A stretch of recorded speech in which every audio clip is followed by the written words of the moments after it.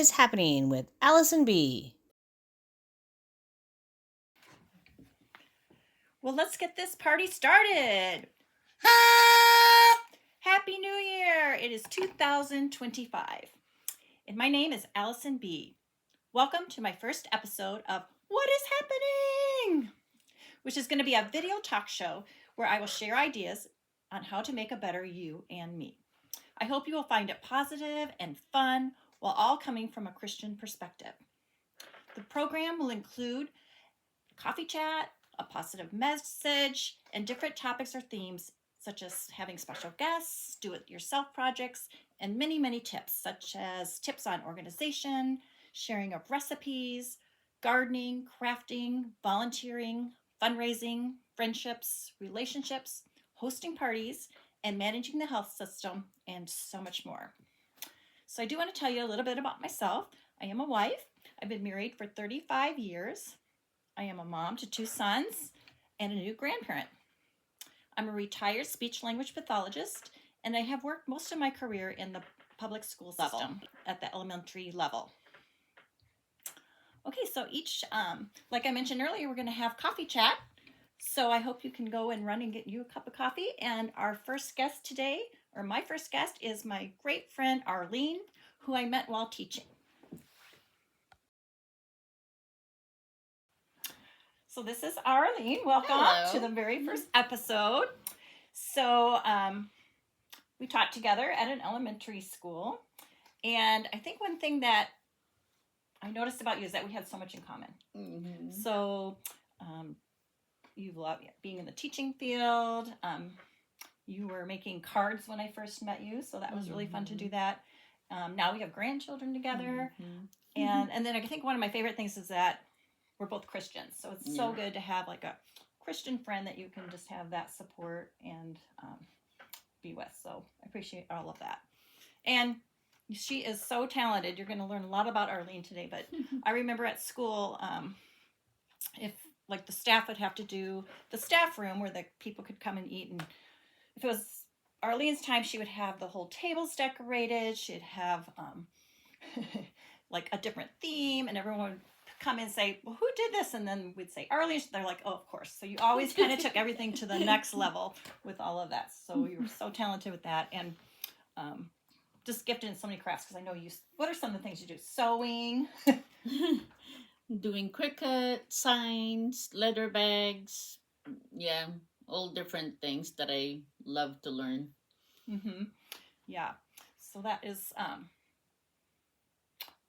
a great person to have that. And then I remember like with if the school would have times where you would have to wear a costume of some sort. Oh my gosh. Yeah. Yep. So there was some story where you said, oh, well, so you went home that night and was it Dr. Seuss outfits or was it something else you? I did a costume for the main head of a lion. I said, oh, I'll come tonight and check what I have at home and whip something out. And yeah, I came back the next day with a lion mane and everything. And so everyone's like, yep, she whipped that last night. And I remember with the Dr. Seuss outfits, your whole team, you had come in and you had made little shirts and the whole and hats and everything. It was so cute. So Forgot just about whip that, those out. Yep. So well, it is beginning of January. Does your family usually do something really big for New Year's? Here in the States, not really. We just hang out and do games and stuff, not that much. But in my originating country, we did a lot for New Year's. New Year's is a big thing for us. We gather all of our cousins. Our houses are kind of close to each other, and we gather, and then we have fireworks, and it is so loud. Crazy. Wow. It's sometimes scary to go out because there's so much fireworks. But here, just simple, gathering and being with friends or family that we love. So, yeah. So when you grew up, that was in the Philippines, right? Was that a big town or a little town? It's a small town. It's where the U.S. Navy in Olongapo City, and so the influence of the West is so much with a lot of different things. So Mm-hmm. Yeah. Was there ever like a crazy New Year's memory that you have that kind of stands out? I think one time we were doing all the fireworks, and my brother, he's the youngest, he was picking up little things, and he didn't realize that it can pop still, because I think he was 7 years old or whatever. And he picked up one and exploded on him, Oh, his no. hands and everything. And oh, we have a family picture the next day, and he was patched up with with different things that the doctor put on his hand and stuff, and we love that picture. We will never forget that. Yeah, one that kind of stands out for me was this group from church. One of the girls had us all over, and it was very, very simple. And then her idea was that at midnight we were going to all get a pot and pan and just bang the pots and pans. And that literally is what we did. We went to her kitchen and everyone grabbed a pot and just banged it. But nowadays, like we like the East Coast. We celebrate that, so we don't have to stay up till West Coast time. So That's true. That's true. So we try to find something that ends at 9 p.m. And we celebrate East Coast and then head home and go to bed. So last year we had a fun New Year's Eve because we did some winery was having an event where we wore yeah, that's right, flapper outfits, so that was really fun. And with this, yeah, and I was interested in that one because again, it ended at 9 p.m. And we did have fun with you guys in Florida when we did that New Year's. That was fun. What year was that? Before COVID, we went to Florida with you guys in Disney World, so that was fun. I remember that hotel we were going to. Yeah. We had read. I had read about it online, and it was the Four Seasons. Something Four Seasons. And they said they had this rooftop, and you could see the fireworks throughout the whole city. In Disney World. Beautiful. So we went there, and we thought, oh, this is going to be great. And then we get there, and the menu was quite expensive. So what was it? Per ounce of steak is $32 during that time. And so we just ended up getting a dessert and a bottle of wine. But they had some great photo ops. So we got great pictures from that. And then we're like, we got to go somewhere more reasonable. So we found this wonderful steakhouse. And big tomahawk steak. And so that was our husband's favorite memory from that. But funny. Yeah, that was fun. That was fun. So, well, my son moved back from Boise, Idaho recently, and they kind of had a crazy New Year's event there every year, and they drop a potato. So have you heard of this before? No. So, I found this online where they're kind of telling the history of dropping the potatoes. So let's watch that.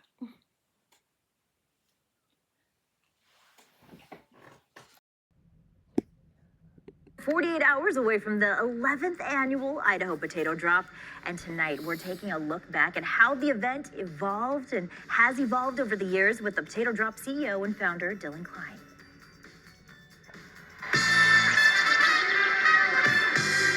I thought, gosh, we could drop a huge potato for New Year's in downtown Boise, and just kind of went from there.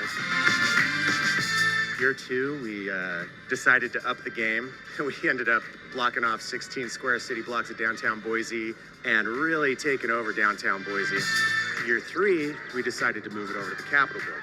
It was met with great fanfare. Everybody really liked the location change. The Capitol was a great backdrop. Year four, the Glow-tato was born. I hired different artists and fabricators to create the Glow-tato. Year five was the beginning of our Urban Air exhibition. Year six, we created the biggest jump in the state of Idaho. Year seven, we added wings to the potato. They were only on there for a little bit, so anybody that got a picture of that or got to see that seemed to really like it. For year eight, during the pandemic, we decided to move the potato drop out to the Idaho Center so that we could ensure. Well, who would have thought you could come up with so many different ways to drop a potato? That is interesting. I like the glowing potato and the one with the wings. The were flying good. potatoes. I wonder if like next year they should do like a bedazzled potato. Just put like diamonds or gems or something all over it. Kind of make it look a little Maybe prettier. on their 10th anniversary or 15th. Or a tutu. A tutu on it would be fun. Yeah, that is so funny. So again, it's January, and I know a lot of people make their resolutions, and whether they stick to it for one day, a week, or month, or year. But are you one to make resolutions? Sometimes I kind of get disappointed if I don't follow through it. But I'm sure I will do my health resolution this year too. What's that? To eat health? What's that? To eat healthy and maintain my cholesterol level lower, and you know that I've been starting to do that because my cholesterol was so high within in the family, so I have to be careful. Well, you've done. It's like you lost a lot of weight recently when you got the cholesterol kind of scare. I received that cholesterol result in July, but I've been trying before month of July because I know my cholesterol level was high and it's in the family, so I have to keep doing it. And then in July I saw my number, it was super high. I think that's when I got really, really serious in eating properly and exercising, a lot of walking. Okay. Yoga. I started yoga in July, and that helps a lot with your body aches and pains. Do you do that sauna yoga? Hot yoga? No. How about yoga with goats? That always looks like fun. I kind of want to do that I sometime. I saw that, but that's disturbing. Yeah. With the goats. Yeah. Well, that's kind of going to be my New Year's resolution. It's pretty much the same one. Always to lose weight. And but this year for sure is going to be focusing on my health, which is kind of another reason I kind of wanted to do this podcast, is kind of share something that I've been recently going through.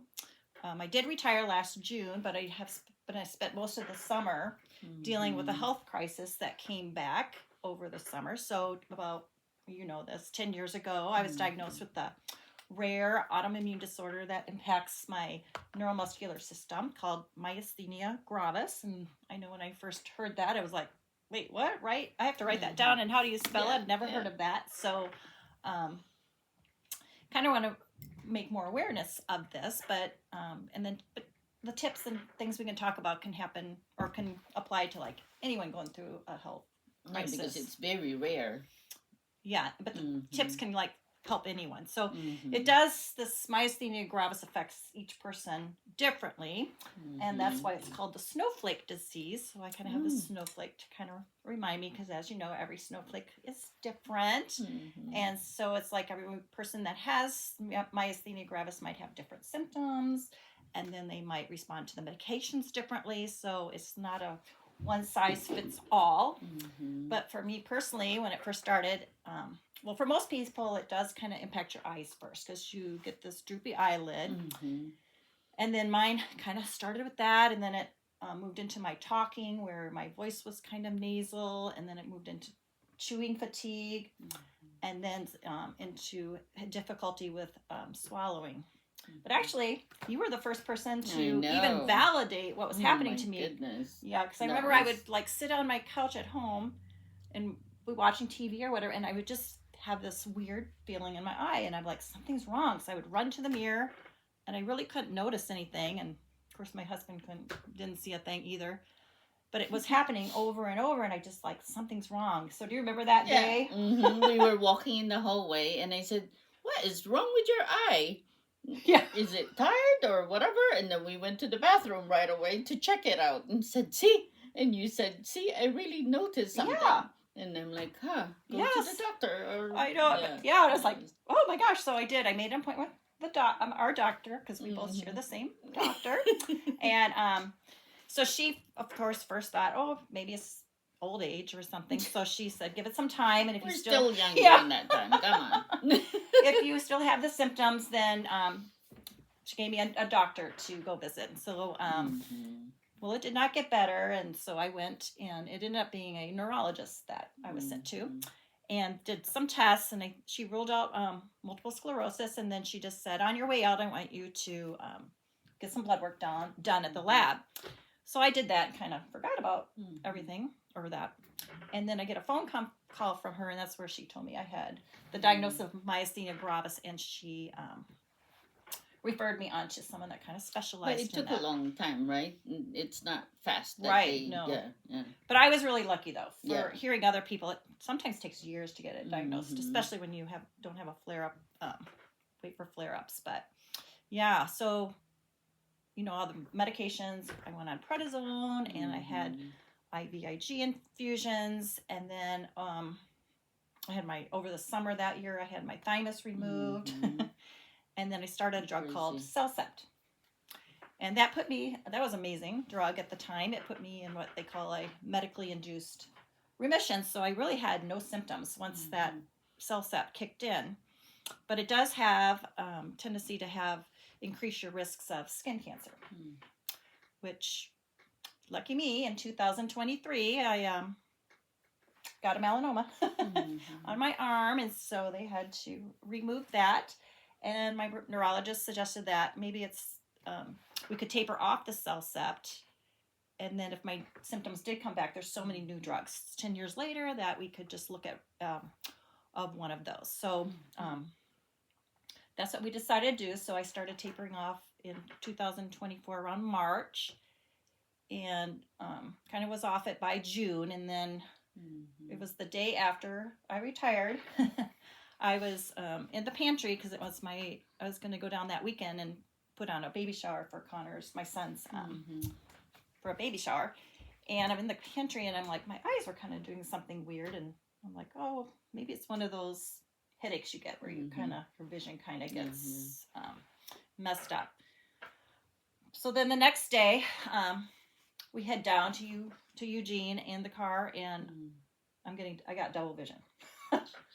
And I never had that before the first time. So this was like, I think my symptoms are back. Okay. And if I closed one eye, I could see. Or the other, as long as I had one eye closed. So I just kind of like, don't panic. We got to pull this baby shower off. And it was sunny that day. So it yes, that's right. So we're at this baby shower, and I just, people at the time didn't realize it, but they thought I either had the sun in my eye or what was the other thing they were thinking? Like, yeah. So I think that's what they thought. It was sunny. So then I made it through that whole day.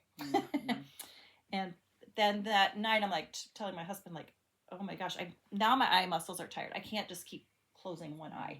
So he puts some black tape over my glasses, over my sunglasses.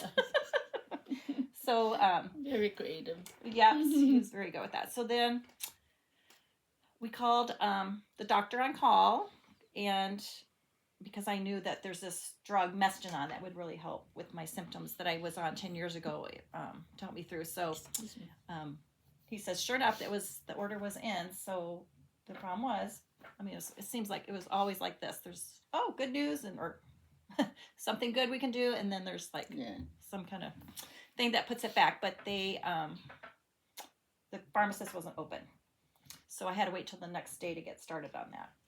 And I was hoping that once I took that pill, like everything would be normal, but nope. It took a long time for it to get in my system. So I went about a month and a half with the double vision. So that was kind of hard and kind of awkward. So then reached back out to my doctor when I got back, had an appointment with him, and he wanted to start me on these IVIG treatments. So what I learned from this is that, you go off the first medicine, but then to start the miracle drug, the new one, is a gap. So it took, it really took 2 months before I could even have relief from this. And my symptoms started getting worse. In fact, I want to share a little bit about how my voice sounded during this time. Okay, so I had two little clips from when I with the nasal voice. Oh. Today is my Monday, June 24th. Oh my gosh, I remember that. Yeah. It is 2024. And this is how my voice sounds today. I have Myasthenia Gravis. And I'm going to the north. My cousin guys were really hard to Wow. produce. Wow. Wow. And I'm hoping it gets better. Okay. I hope you have a good day too. Bye. And then this other one, I just found something to read, but this was kind of like a couple days after that. Okay. Today is Friday. And it is July 12th. New Conversations Day. Strike up a chat. Taking time to catch up with a friend over lunch is a surefire way to enjoy a moose. But even a quick exchange with a stranger. Oh my gosh, it's hard to listen to. Yeah. Researchers. Yeah, so I know when I went into the neurologist, he's like, oh my gosh, he's like, we got to get you some help because that was really bad. So this is a picture of what Scott, my husband, did to help me with the double vision. And he had all these different sunglasses and everything was shaded or one open, but different reasons to use all those, the sunglasses or for reading or whatever. But my favorite that just for every day ended up being the pirate eye patch. And he was a good sport. And here's a picture of us both wearing one, one together. Yeah. So, but as I said, so then it just, this last summer, then it moved on from the double vision to the nasal voice to where I was even having more difficulty with swallowing. So I would wake up in the morning and drink water and it would come out my nose. And so I was like really scared about aspirating. So I found that if I did a thickened substance, so like yogurt, I could crush my pill, that Mestinon pill, through there, and then that would kick in about a half hour to an hour later, and then I could drink coffee or drink water. Okay. Eat it with the yogurt. And then I started moving in where I was having difficulty breathing, and that was very, very scary. I've never had that before, so that was something new. And so when I called the doctor, he said I was like on a verge of a crisis, and so I never did have those IVIG appointments because of different reasons, whether the orders weren't sent over correctly or insurance, they didn't fill the paperwork out correctly for insurance. So, I'm just sitting there waiting.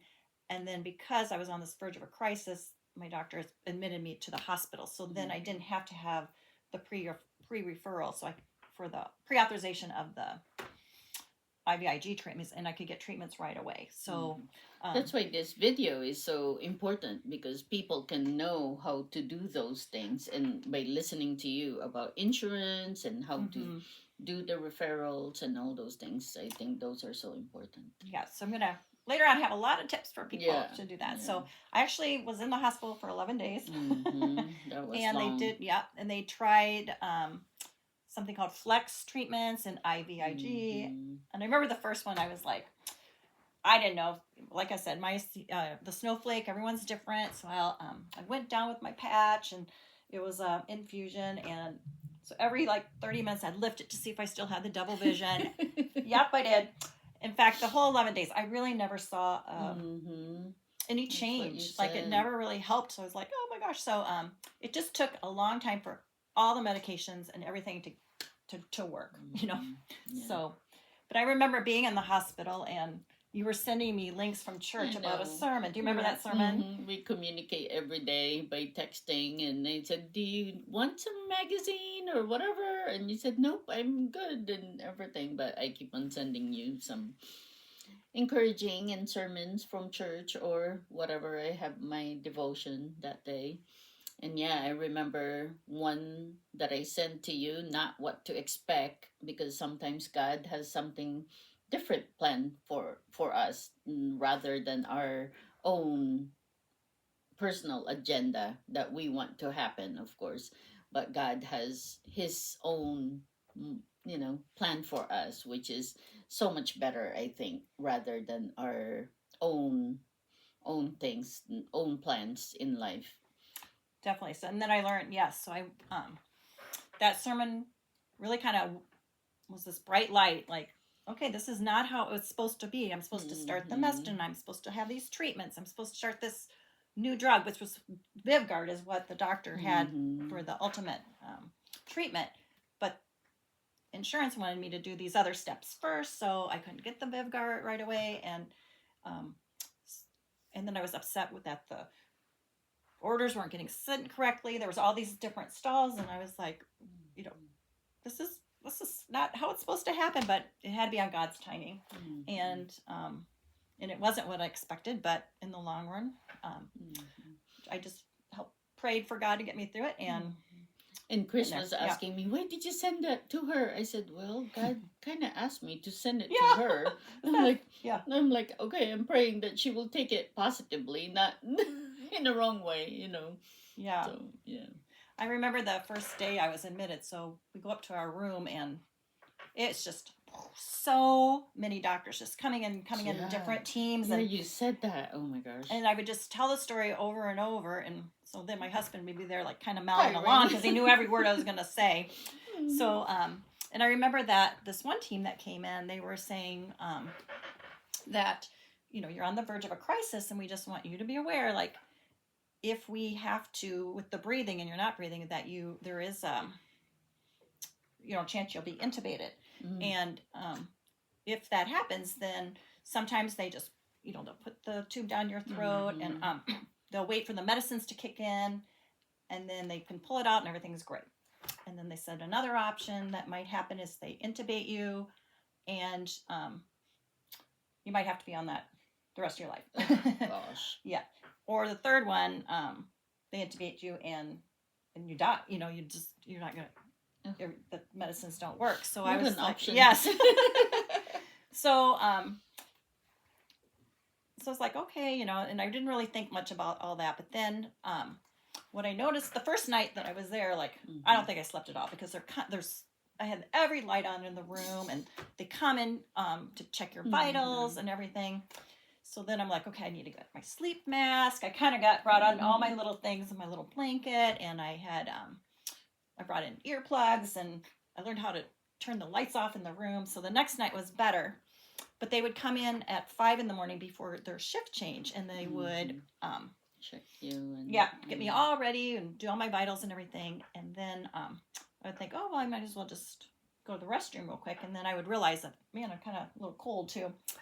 And just that energy of just going to the bathroom and getting my little coat, it was so much, the breathing would be the worst. Oh, wow. And I couldn't get a breath. So it was really different. I don't know how to explain it very good, but I feel like when you take a breath, it's kind of like, and I felt like I only get to here. And then I kind of start to panic, like, I can't breathe. And so then, I'd be like, okay, I can call the nurse. What do I do? So I would get my finger right near that little button on the little, bed. And I'm like, wait a minute, if I push this button and they say, like, you can't breathe, what if they intubate me? And I'd be like, oh my gosh. So I realized, like, if I push this and I go on that, there's a chance, I might die. Oh my gosh. Yeah. And I'd be like, am I ready to die? And I thought, you know what? I am. I think I've had a really good life. I've done so many things. My children are grown, and I'm like, yes, I'm ready. If that's what God chooses, He's in control. And that is when this whole thing kind of flipped. And I felt like there was like lightning and all these explosions going boom, boom, boom. And like the Holy Spirit just woke up inside of me. And I was like, what is happening? And then things just started to be like so clear in my mind. And I was really led by God to share this journey with others. And that's kind of how I felt led to do this video. Mm-hmm. And not only that, I have inspirations to write a book, and I have inspirations to throw this great big birthday party, and et cetera, et cetera. So I'm not sure if it's all going to be completed or not, but it just seemed like God was just speaking to me and saying, he can use me to share my story. And so, so I'm on that journey now. Plus I was on 60 milligrams of prednisone. So that was another big thing. I mean, I was waking up at most of the time 3 a.m., 4 a.m., and had so much energy. I'm wide awake, but my body wasn't. It's still like, hey, and I just want to stay in this bed and not move. But I would get up, and I would just I was really into organization. I organized every drawer, every cupboard, every closet, and my neck. Remember, my neck muscles were so sore, so I would just have to hold my pillow, or I'd wear that neck pillow until the medications kind of kicked in. And so in the beginning, when I came home, they would kind of kick in around 4 in the afternoon. Okay. And then it got a little bit earlier each time. So, yeah. Yeah, you were explaining that to me, and I can't picture it. But when we went to a concert for Chris Stapleton, I saw how you cannot lift your neck. That is so weird. I'm like, wow, she really can't lift up her neck. Yeah, the neck muscles. Yeah. And the worst would be, when it was the worst, I'd feel like if I didn't hold it up, it would just go like, you know, like hit something. Hanging. Like, yes, just kind of hanging. Like, oh my goodness, that is, it's so hard to see when your friend go through those kind of hard illnesses. And I just keep on praying that God will heal you. And there are times that at nighttime I'll pray and get crying just for you. Yeah. I appreciate all the prayers. Oh my gosh. So you made this little red bag. I used it when I was teaching because it was fabulous because it would hold my phone. But this was a lifesaver. It's like one of my must-haves for you. And because it would hold my phone, but I also kept a pack of sticky notes in there and my blue pen. Love my blue pen. And because I had so many ideas, and it was just post-it note everywhere. But and this clarity I had, I felt like I had like a perfect system for everything, and I was going to save the world all through post-it notes. But it was weird because things did just kind of fall in my lap. So it was like, you know, there's another one. What is happening? Like, we'd just be out in public after 4 p.m. because that's when I could finally do my little errands.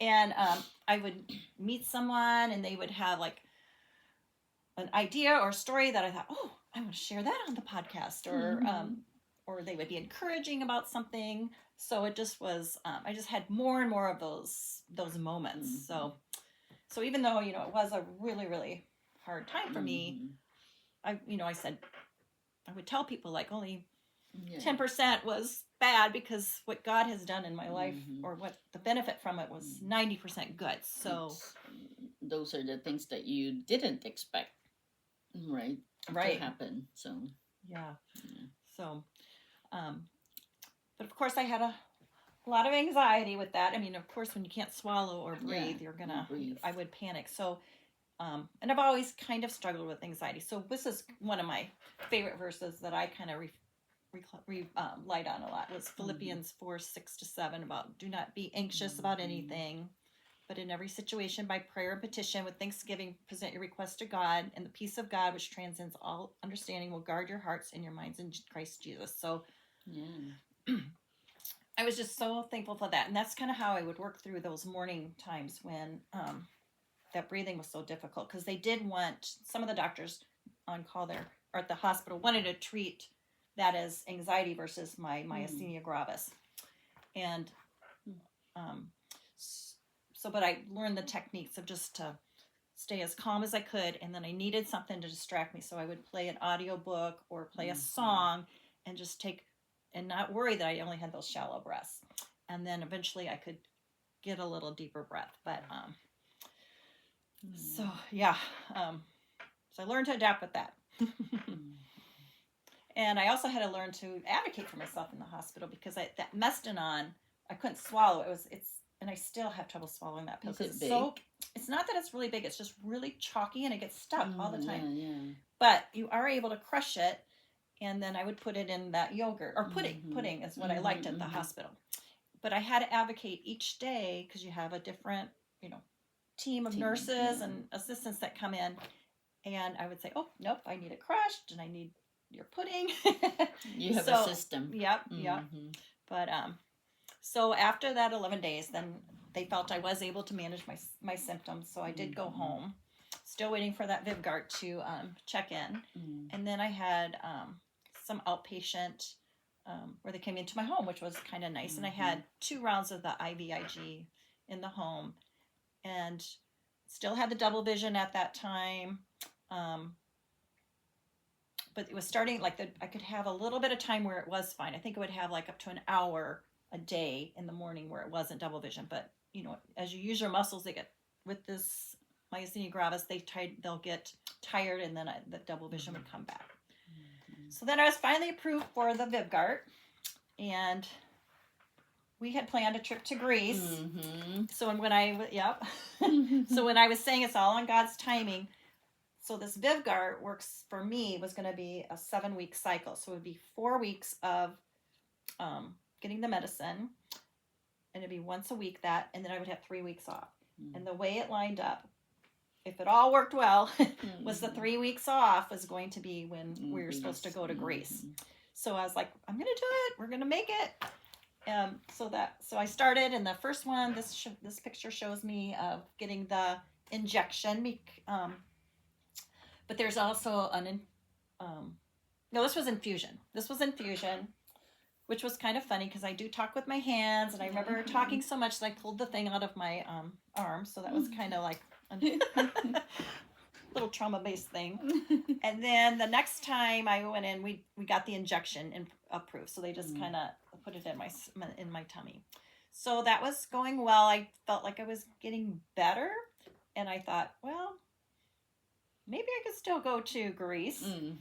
And then I had a back set where I couldn't breathe again. That's right. And I thought, oh my gosh, I can't leave the country and have a situation where I don't know where I'm going to be. And then I thought, why pay all this money and then not even be able to do anything till 4 p.m. in the afternoon? And not even enjoy. Or for the walking. So we had to cancel it, and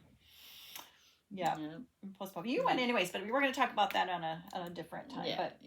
So you and your husband, you were gone how many weeks then? Because you extended it. Yeah, we went to Greece for 2 weeks, and another 2 weeks in Switzerland, Germany, France, and a little bit of Austria.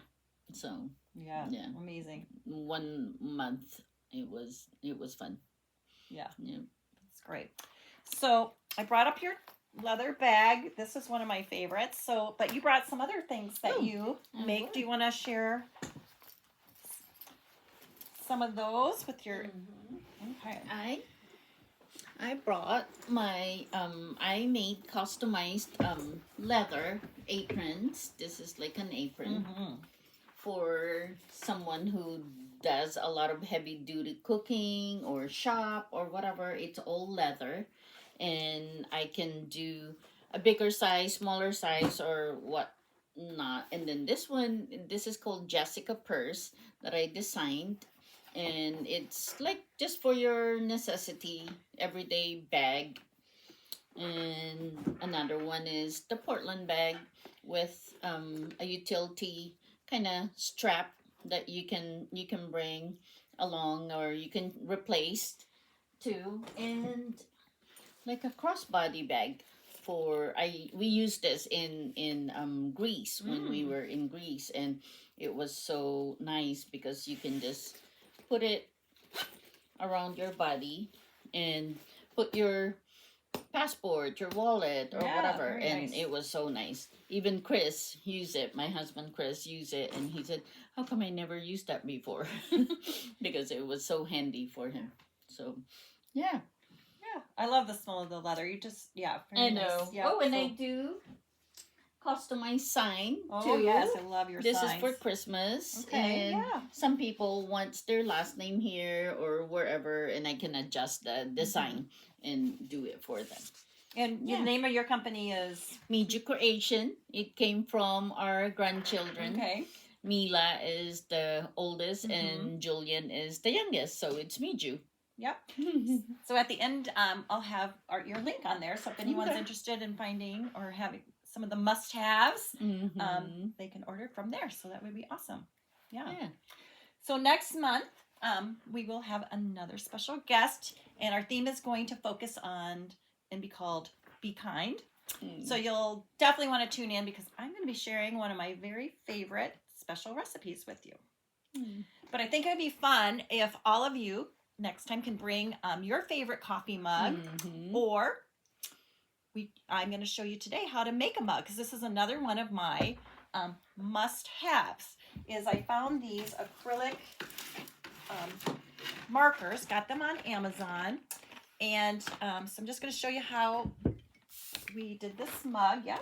So went to the dollar store, bought the mugs, and before you paint them, you're going to want to wash it with soap and water and make sure it's completely dry. And then you can also use rubbing alcohol. We put that on there and removed any residue. And then you're going to choose your designs. So went to the dollar store, got just different stencils. So, and then I like to use the little blue painter's tape to put it down. So put a little bit down. Maybe you can help me with that. Get that off, and then put this on. And then we're just going to put a heart on the back. And I like pinks and purples, so I'll probably do a purple heart. And look at all these different colors. I think there are 24 different colors in here.